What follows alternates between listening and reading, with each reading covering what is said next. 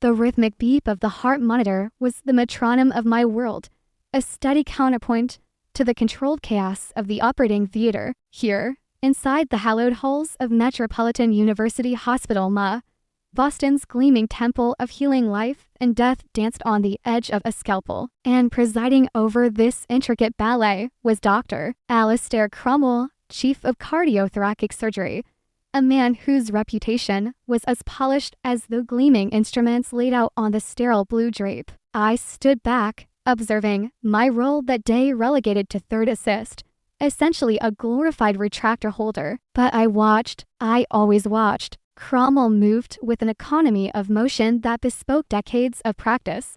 His hands steady, his voice calm as he dictated notes to the circulating nurse. He was performing an aortic valve replacement, a complex procedure, but he made it look like tailoring a bespoke suit. The gallery above, usually sparsely populated, buzzed with residents and visiting fellows, all eager to witness the master at work. When the final stitch was placed and the bypass machine weaned off, a palpable sense of relief, mingled with admiration, filled the room. A murmur of brilliant textbook rippled through the observers. Alistair Cromwell stripped off his gloves with a snap.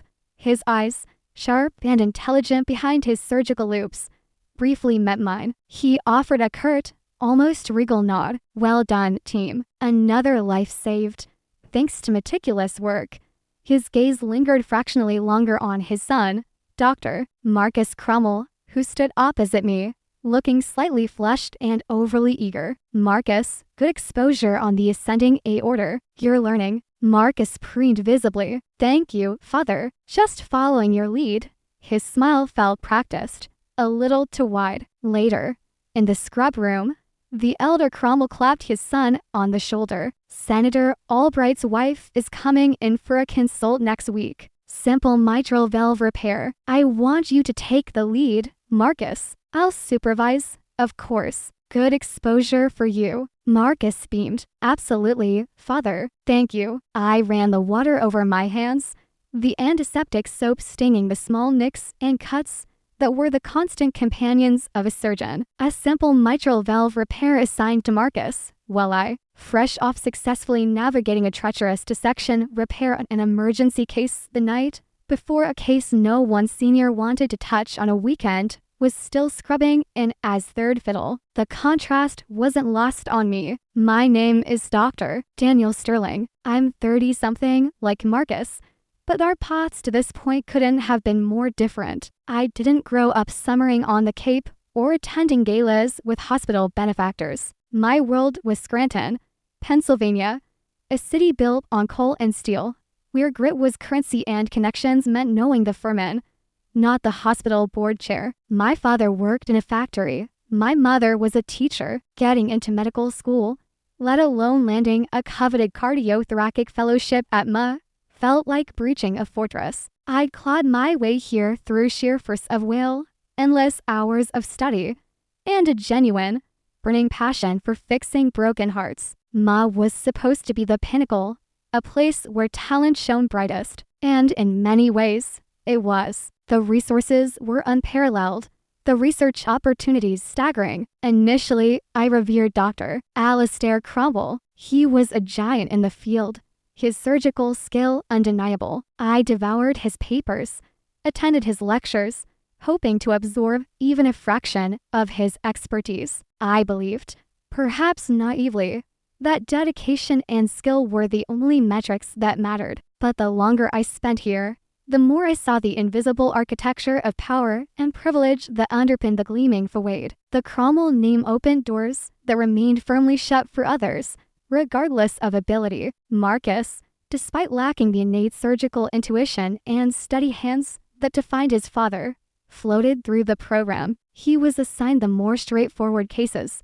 His name appeared on research papers primarily authored by fellows like me or even his father, and his minor errors were often quietly smoothed over. He carried himself with an air of entitled confidence that grated on me, a confidence born not of competence, but of lineage. My own path felt increasingly like navigating an obstacle course designed by unseen hands. While Marcus was being prepped for Senator Albright's wife, I was assigned complex reoperations, patients with multiple comorbidities, the cases where things were statistically more likely to go wrong. When I approached Dr. Cromwell about joining his ongoing study on advanced grafting techniques, he'd smiled paternally. "Daniel, your clinical skills are needed right now. We have a heavy caseload, perhaps later." Yet, Marcus, whose clinical load was noticeably lighter, was listed as a co-investigator. The real kicker, though,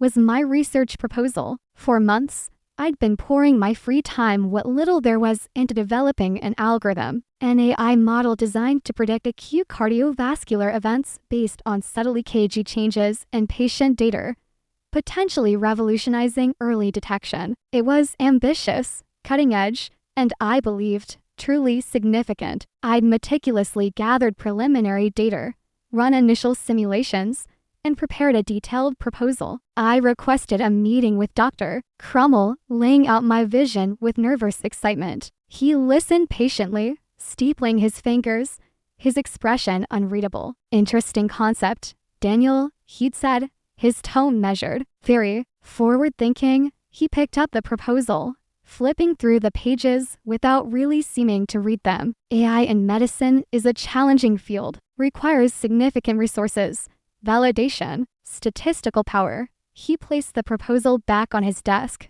a subtle but definite dismissal. "Leave it with me. I'll need time to review it thoroughly. We need to ensure our resources are allocated to projects with the most immediate potential for clinical application. Focus on your surgical work for now. That's where you truly shine." His words felt like a perfectly executed, painless incision, neat, precise, and cutting deep. Immediate potential was saving lives before they reached the brink. Not immediate enough. I left his opulent office, the scent of expensive wood polish and old money clinging to me, a hollow feeling echoing in my chest. The proposal sat on his desk, and I knew, with a sinking certainty, it would gather dust. I felt like an outsider pressing his nose against the glass of a private club, admired for my work ethic, but ultimately kept outside the circle of trust and opportunity. The initial admiration I held for Alistair Cromwell was beginning to tarnish,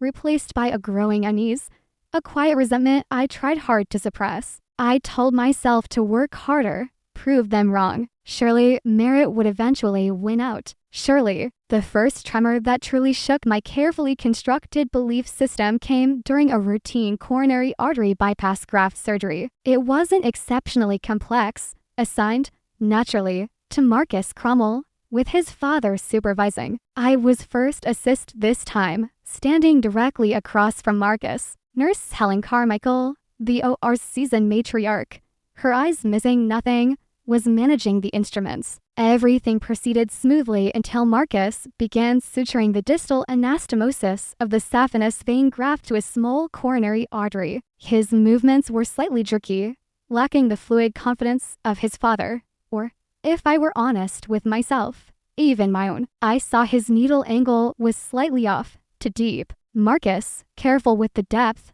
I murmured, keeping my voice low. He frowned, annoyed at the interruption. "I've got it, Sterling." He pulled the suture tight, too tight. I saw the tissue tear, just a little, but enough. A bead of blood welled up, then another. It wasn't a catastrophic bleed, but it was significant, compromising the graft's integrity. Panic flickered in Marcus's eyes. He fumbled, trying to place another stitch quickly, making it worse. The bleeding increased. "Damn it," he hissed under his breath.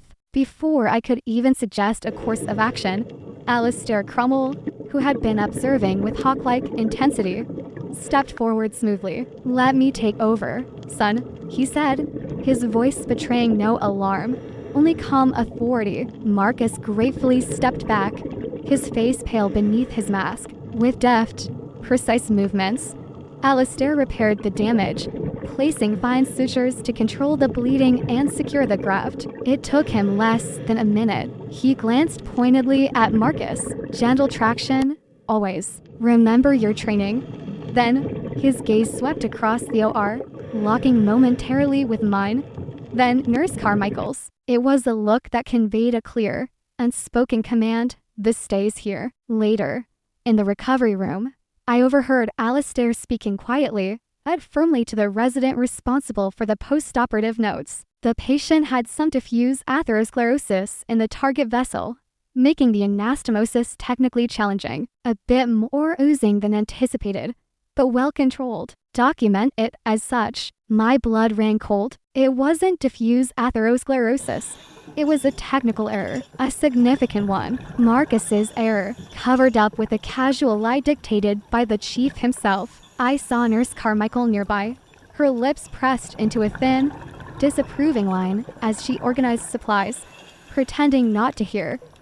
But I knew she had. Our eyes met briefly across the nurse's station, a shared understanding passing between us, the acknowledgement of a truth deliberately buried. That night, sleep offered little respite. The image of the torn vessel, the panic in Marcus's eyes, the cold calculation in Alistair's voice as he dictated the false narrative it replayed in my mind. I felt complicit in my silence, dirtied by it. The system I had believed in, the meritocracy I had strived to conquer, suddenly seemed like a sham, a carefully constructed illusion designed to protect the privileged. Dr. Cromwell summoned me to his office a few days later. The atmosphere was cordial, almost warm. He inquired about my caseload, complimented a recent challenging save. Then, his tone shifted subtly. "Daniel," he began, leaning back in his leather chair, the picture of avuncular authority. "Loyalty is paramount in a high-stress environment like ours. We function as a team,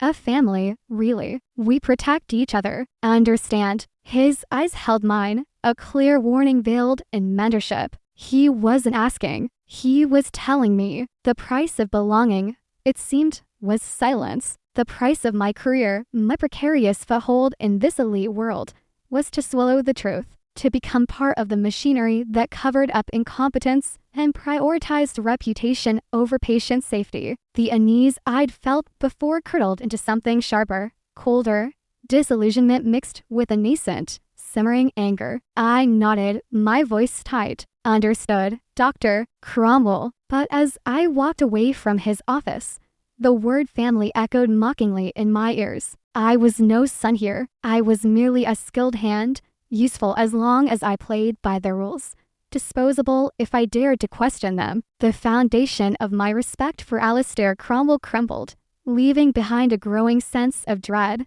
and the bitter taste of compromise. Months passed. I buried myself in my work, the OR becoming both a sanctuary and a prison. My surgical skills sharpened under the relentless pressure of complex cases, but the joy I once felt was muted, overshadowed by the knowledge of the system's inherent unfairness. I continued to refine my algorithm in stolen moments, lit nights fueled by coffee and a stubborn refusal to let the idea die. It felt like the only untainted thing left in my professional life. Then came the departmental research meeting. It was a quarterly affair, mostly dry presentations of ongoing projects. I saw it as my chance, perhaps my last chance, to formally present my AI concept, to get it on record.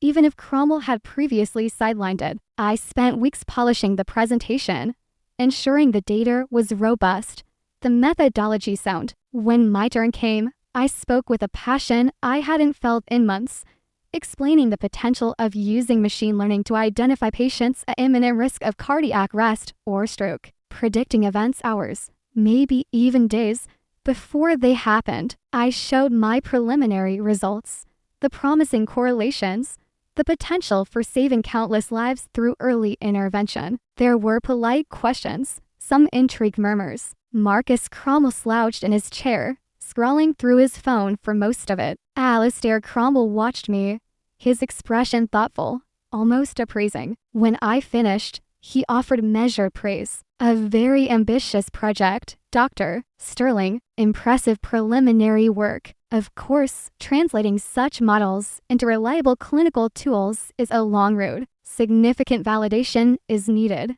He steered the conversation towards the next presenter, effectively closing the door once again. Disappointment washed over me, but it was familiar now. I saved my presentation, the raw data, the algorithms, all meticulously backed up on multiple drives. It was my intellectual property, my work. 3 months later, the email landed in my inbox like a bomb. It was a hospital-wide announcement congratulating Dr. Marcus Cromwell on his groundbreaking publication in the prestigious New England Journal of Cardiology. The title, Predictive AI Modeling for Imminent Cardiovascular Events, a Novel Approach. My heart hammered against my ribs. I clicked the link, my hand trembling. Page after page, I saw it. My core concept, my methodology, even some of the unique data parameters I had identified. It was repackaged, polished with the resources of Cromwell's lab, likely using data sets I hadn't had access to. But the foundational idea, the intellectual architecture, was undeniably mine. The statistical analysis was more extensive, the presentation slicker, but the soul of the work had been ripped straight from my proposal, from my presentation, and listed prominently as senior author, guiding his son's brilliant work, Dr. Alistair Cromwell. A cold, sickening rage washed over me, unlike anything I had ever felt. This wasn't just being passed over for a case or having a proposal ignored. This was theft, blatant, shameless theft of my work, my passion, my A content, my intellectual child. All the suppressed resentment, the disillusionment, the anger over the cover-up coalesced into a single, burning point of fury. The last vestiges of respect, of admiration for Alistair Cromwell evaporated, leaving behind only contempt. He wasn't just protecting his son. He was actively enabling his mediocrity by stealing from others. He wasn't a fallen giant. He was a parasite, feeding off the talent around him to maintain his dynasty. I looked across the busy physician's lounge. Marcus was holed in court, accepting congratulations, a smug smile plastered on his face. He caught my eye and gave me a condescending little nod, as if acknowledging a junior colleague admiring his triumph. In that moment, something inside me snapped. The naive hope for meritocracy died. The fear of repercussions faded, replaced by a chilling clarity. They had pushed me too far. They had underestimated my resolve. I wouldn't stay silent. I wouldn't let them get away with it. This wasn't just about my career anymore. It was about the truth. It was about justice. The game had changed, and I was no longer playing by their rules. The weeks following the publication of Marcus's stolen research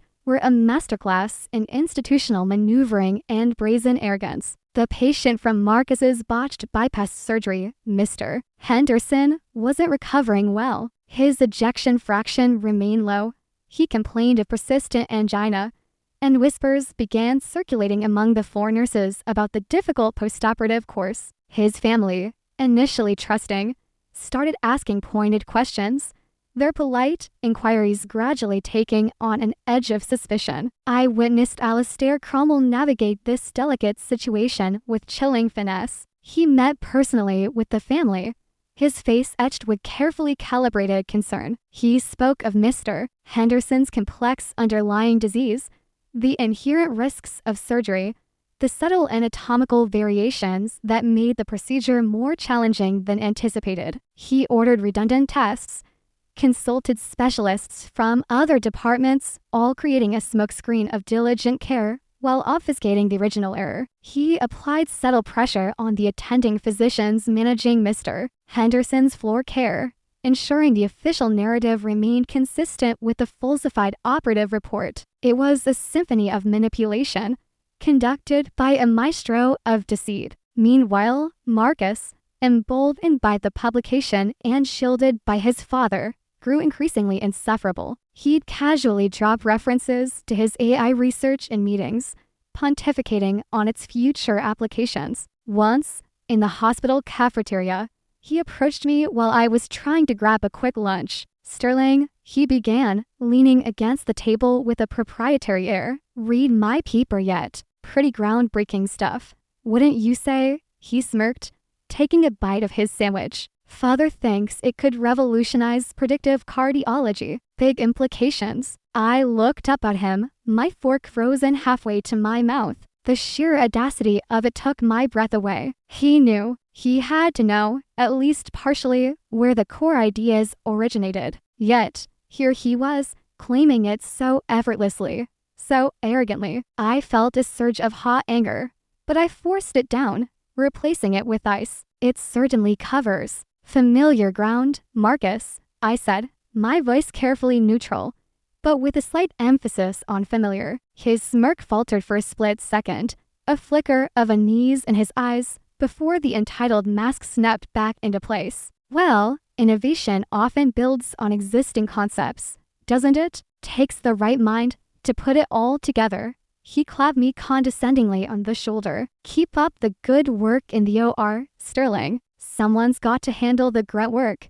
He swaggered off, leaving me staring after him, my appetite gone, replaced by a cold, hard knot of resolve in my stomach. The initial feeling of helplessness was burning away, leaving behind the cold, clear embers of calculated fury. This system wasn't just flawed, it was actively malignant, and passive anger wouldn't change a thing. I decided to test the waters, cautiously, during a morbidity and mortality M&M conference, where surgical outcomes are reviewed. I subtly questioned the documentation around Mr. Henderson's case, phrasing it as a query about managing unexpected intraoperative findings in patients with presumed atherosclerosis. The air in the room instantly chilled. Alistair Cromwell fielded the question smoothly, reiterating the official line. But his eyes, when they met mine, were glacial. The message was clear: tread carefully. A few days later, I brought up the AI research again, this time in a one-on-one with my assigned faculty mentor, someone handpicked by Cromwell. I now realized I mentioned the striking similarities between Marcus's publication and the proposal I had submitted months earlier. My mentor shifted uncomfortably. Daniel, he said, avoiding my gaze, research is collaborative. Ideas evolve. Sometimes multiple people arrive at similar concepts independently. Marcus clearly had the resources and drive to bring this particular iteration to fruition. Focus on your own projects. It was another dead end, another door quietly shut in my face. The retaliation, when it came, was swift and insidious. My application for funding to attend the upcoming National Cardiology Conference, the premier event where Marcus was scheduled to present my stolen research as the keynote speaker for young investigators, was denied. The official reason: unexpected departmental budget constraints.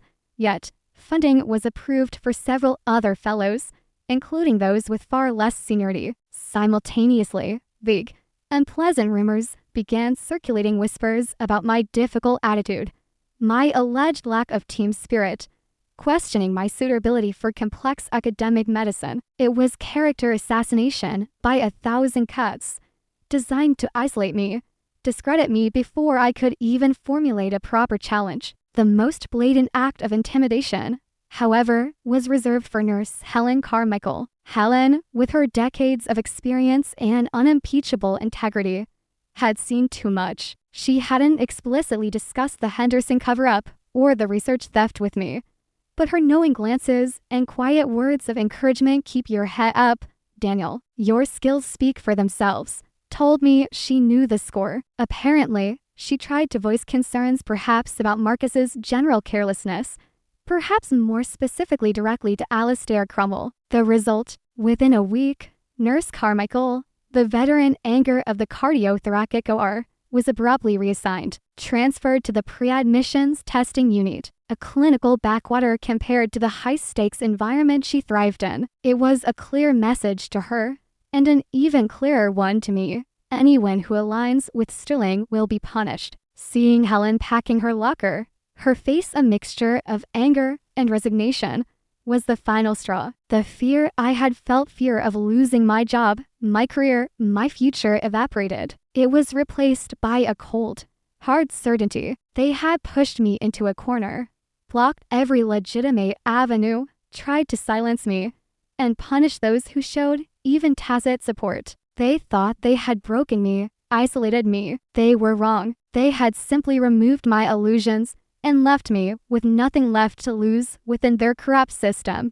My focus shifted from seeking redress within MA to seeking justice outside of it. The time for quiet hope and cautious steps was over. It was time to fight back, not with whispers and subtle questions, but with evidence. Hard, undeniable evidence. My apartment, usually a refuge from the hospital's sterile intensity, transformed into a war room. The fight wouldn't be waged with scalpels and sutures, but with data, documents, and meticulous planning. The anger that had simmered within me now channeled itself into a focused, almost obsessive drive. They wanted to bury the truth. I would excavate it, piece by painful piece. First, the AI research. I gathered everything, my original proposal, dated and time-stamped digital files of the algorithms, the PowerPoint presentation from the departmental meeting, email exchanges with Cromwell where I discussed the concept, his dismissive replies. I printed copies,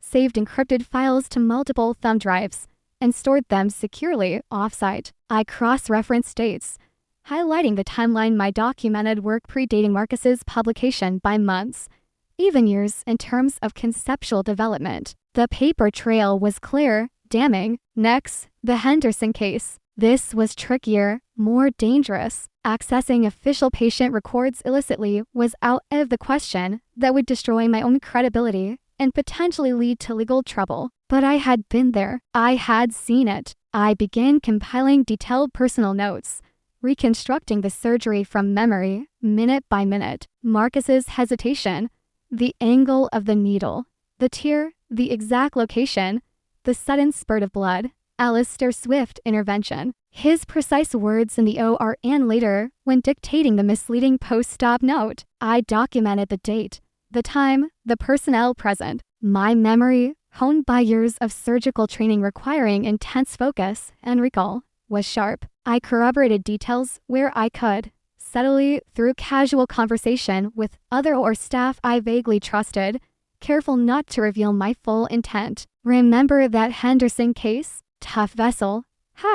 And not here. A grimace. Their small confirmations that chipped away at the official narrative. Then came the systemic bias. I documented the pattern of case assignments, Marcus consistently getting the straightforward, high-profile cases, while I and other non-privileged fellows were assigned the complex, high-risk ones. I noted the denied conference funding, contrasting it with approvals granted to others. I logged the dates and content of the dismissive meetings with Cromwell and my mentor regarding my research concerns. Each instance, on its own, might seem minor, explainable, but woven together, they painted a stark picture of calculated favoritism and suppression. The process was nerve-wracking. Every time I accessed my old files, every time I made a note, I felt a prickle of paranoia. Were my hospital computer activities monitored? Could my inquiries, however subtle, be reported back to Cromwell? I worked late, using my personal laptop, relying on encrypted hard drives. The sense of isolation was profound, yet fueling. I was David, meticulously gathering stones while Goliath swaggered, unaware. My thoughts turned to allies. I couldn't do this alone. The first person I considered was Helen Carmichael. Her demotion wasn't just an injustice. It was an insult to her years of dedicated service. She was principled, respected, and now, likely furious. Approaching her was risky. She might refuse, fearing further reprisal. But she was also my best hope for a credible witness, someone who had seen the Henderson incident firsthand and understood the OR dynamics intimately. I waited a week after her transfer, letting the initial shock settle. I found her during her lunch break in the hospital cafeteria, a far cry from the bustling OR lounge she used to command. She looked tired, diminished by the drab surroundings of her new post. "Helen," I began softly, sitting down opposite her. "Can we talk?" Off the record. She looked up, her eyes wary but sharp. She studied my face for a moment, then gave a curt nod. "What is it, Daniel?" I didn't preamble. I laid it out quietly, concisely. The stolen research, the Henderson cover-up, the pattern of bias,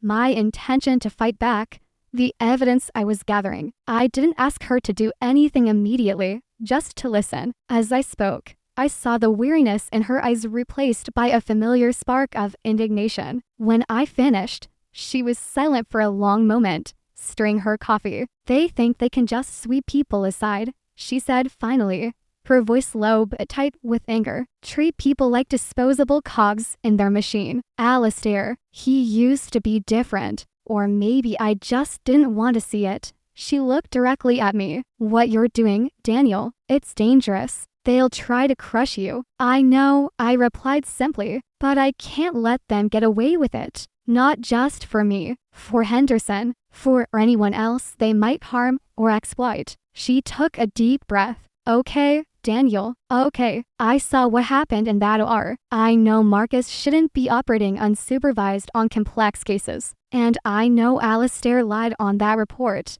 She hesitated. "I can't promise testimony right away. I need to think about the implications. But I'll help where I can, confirm details, tell you who else might have seen things, who might be trusted." It wasn't a full commitment, but it was a start, a crack in the wall of silence. We spoke quietly for another 20 minutes, discussing specifics of the Henderson case, identifying other nurses or technicians who might have harbored silent concerns. Helen's institutional knowledge was invaluable. Leaving the cafeteria, I felt a sliver of hope, the first in a long time. I wasn't entirely alone. Finding other allies was a delicate dance. I subtly sounded out a couple of junior residents I knew were frustrated with the Cromwell dynasty, and a scrub tech who I sensed disliked Marcus's arrogance. I didn't reveal my entire plan, just shared oblique frustrations, gauging their reactions. Some offered sympathetic ears,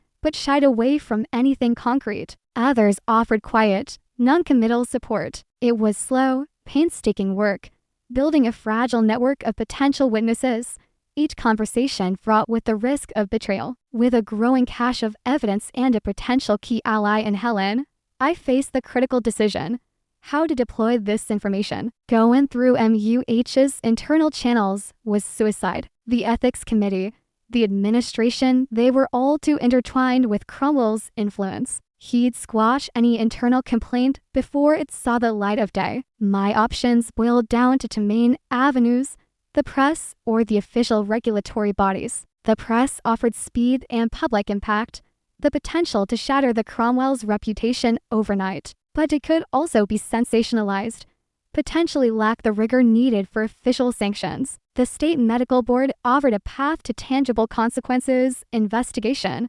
license suspension, disciplinary action. But the process was notoriously slow, bureaucratic, and could potentially be influenced behind the scenes. I realized I didn't have to choose. I could pursue both. A two-pronged attack: maximum pressure, maximum exposure. I researched investigative journalists in Boston, looking for someone tenacious, someone known for tackling powerful institutions, someone less likely to be intimidated or bought off. I found her name recurring in connection with tough exposes on corporate malfeasance and political corruption: Sarah Jenkins at the Boston Sentinel. Her reputation was formidable. Simultaneously, I began drafting a formal complaint to the Massachusetts Board of Registration in Medicine, detailing the medical error, the cover-up, the research theft, and the pattern of negligence and unethical conduct. The decision was made. My strategy was set. I would reach out to Sarah Jenkins and file the official complaint. It felt like stepping off a cliff, hoping a parachute would open. There was no turning back now. The cold resolve forged in the aftermath of betrayal had solidified into a plan. The fight for truth, for justice, had begun in earnest. The risks were immense, the outcome uncertain. But the alternative, silence and complicity, was no longer an option. The first call to Sarah Jenkins felt like defusing a bomb. I used a burner phone, calling from a public park far from the hospital. My voice was steadier than I expected as I introduced myself not by name initially, just as a physician at MA with information about serious ethical and medical concerns involving senior staff. Jenkins's voice was crisp, professional, laced with the healthy skepticism of a seasoned journalist. "All right," she said, her tone implying she got calls like this often. What kind of concerns are we talking about? I took a deep breath and began laying out the core allegations: the covered-up surgical error involving Marcus Cromwell, the subsequent poor patient outcome, the theft of intellectual property for a major publication, the systemic nepotism orchestrated by Dr. Alistair Cromwell. I kept it factual, concise, emphasizing the evidence I possessed. There was a pause on the other end. Then, that's quite a list. Do you have proof? Yes, I said. Documents, timelines, potentially corroborating witnesses, though they are understandably afraid.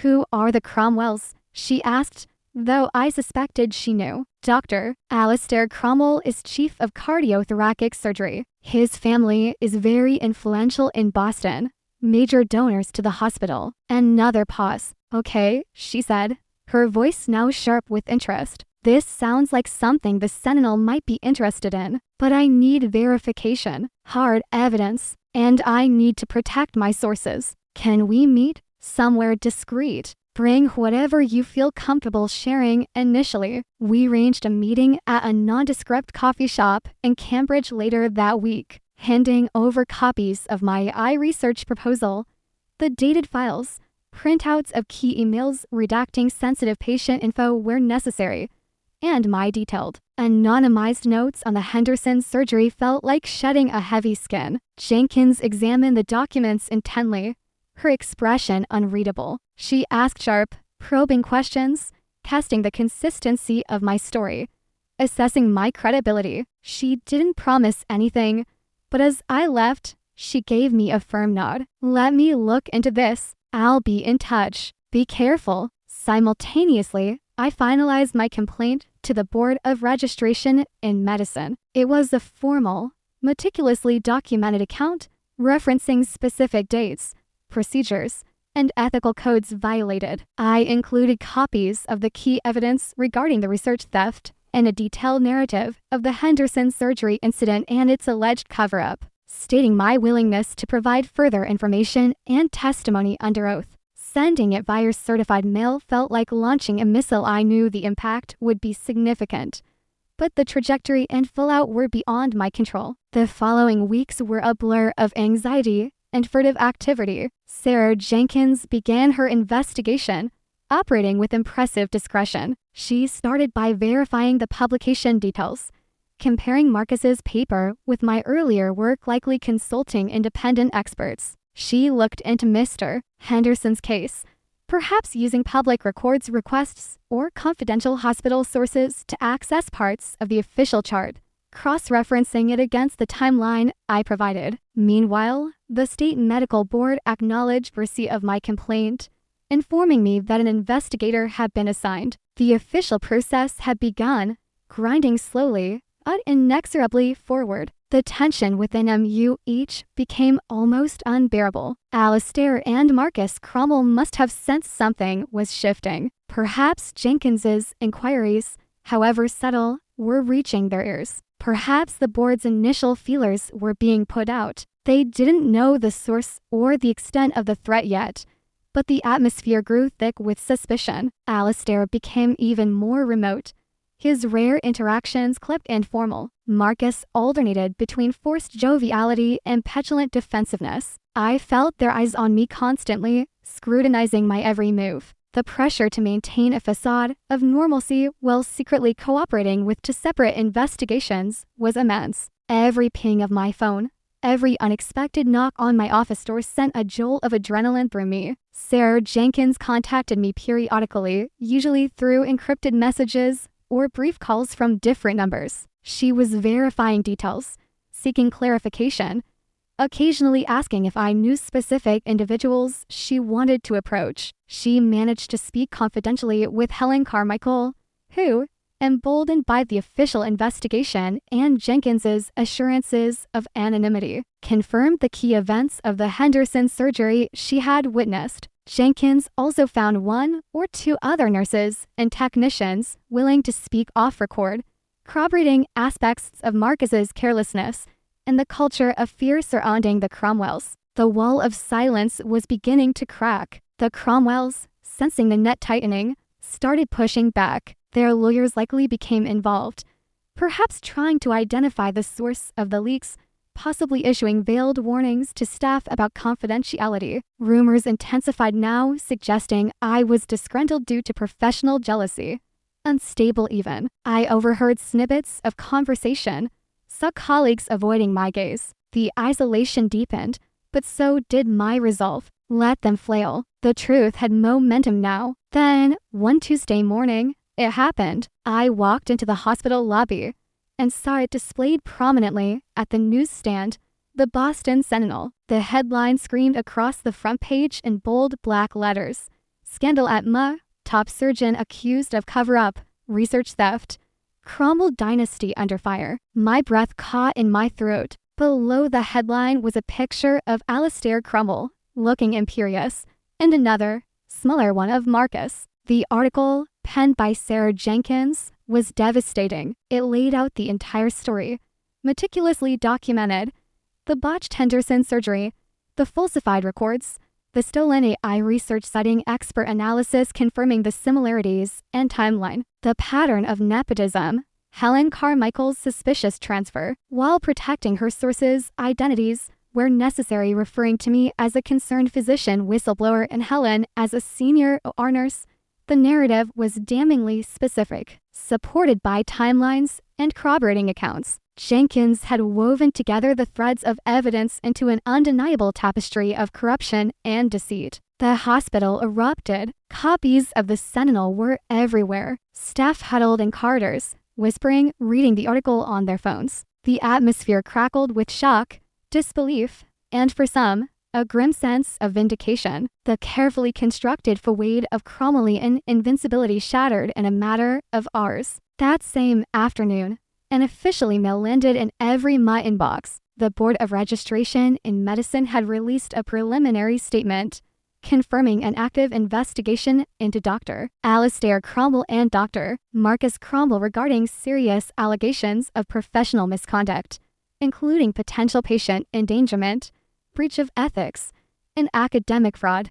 They announced the immediate, temporary suspension of Alistair Cromwell's clinical privileges pending the outcome of the full investigation. The fall was swift, brutal, and public. Alistair Cromwell, the titan of cardiac surgery, was barred from the operating room, his carefully curated legacy crumbling around him. News cameras camped outside the hospital entrance. He was besieged by reporters, his usual composure replaced by a tight-lipped fury as he was hustled into a waiting car by lawyers. The arrogance was gone, replaced by the dazed look of a king abruptly dethroned. Marcus Cromwell's fate was even more ignominious. MUH, scrambling to contain the damage and distance itself from the scandal, terminated his employment effective immediately. He faced not only the board investigation and the likely end of his medical career before it ever truly began, but also a potential lawsuit from the Henderson family,